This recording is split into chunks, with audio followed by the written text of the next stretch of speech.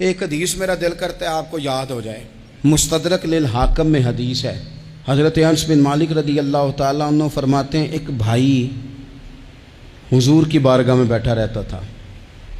निकम्मा नहीं था, शारहीन हदीस कहते हैं कि किसी मजबूरी से वो काम नहीं कर पाता था, या करता था तो काम आगे नहीं चल पाता था।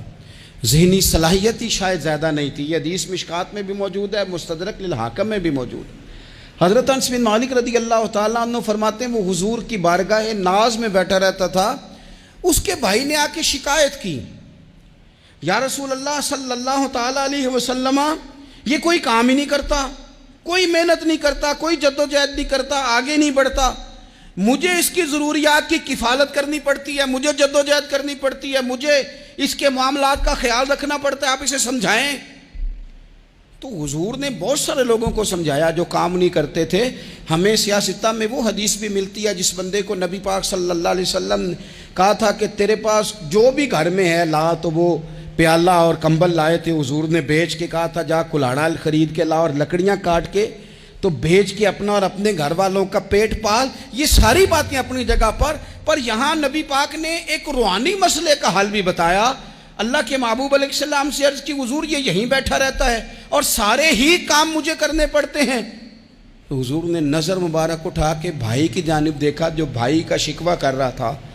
तो करीम महबूब फरमाने लगे, हो सकता है ये जुमले मेरे महबूब के, इनको कहीं लिखना, इनकी मिठास देखो, इनका हुस्न देखो, और भाइयों की मोहब्बत के बीच जो रसूल पाक पैबंद लगा रहे हैं और जोड़ रहे हैं, और जिस अंदाज में भाई को भाई से मिला रहे हैं, उस लहजे के हुस्न की मिठास को भी जरा चख के देखो।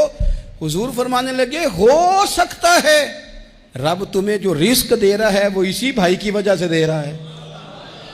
भाई भाइयों दे वैरी हुंदे ते भाई ही भाइयों दियां बावां। ओ भाई हो सकता है इसकी वजह से तुझे मिल रहा हो, इसकी वजह से।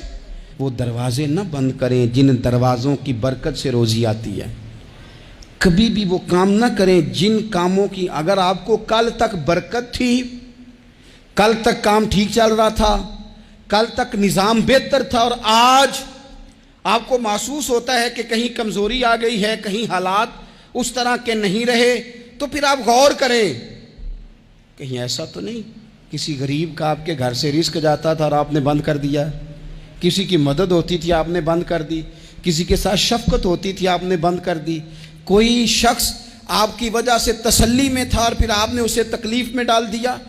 अल्लाह के महबूब ने फरमाया, तुम्हारे कमज़ोरों की वजह से तुम्हें रिस्क दिया जाता है, तुम्हारे ज़ईफ़ों की वजह से तुम्हें रिस्क दिया जाता है।